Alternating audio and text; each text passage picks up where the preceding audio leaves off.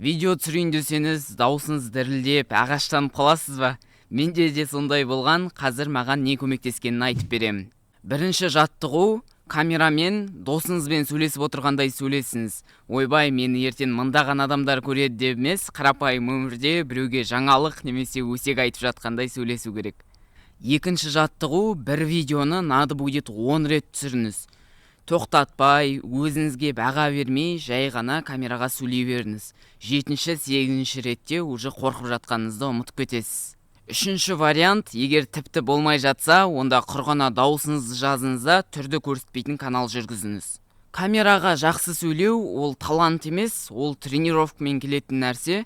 Менің ютуберлер клубымда Қазақстандағы танымал тележүргізушілерден камераның алдында өзіңді ұстау, дикторлық деген сияқты сабақтар бар. Онымен қоса YouTube бойынша барлық білім, менімен бірге тікелей эфирлер және осының бағасы 7500 теңге. Толығырақ білу үшін профилдің описаниесіндегі сілтеме арқылы өтіңіз. Клубта кездескенше.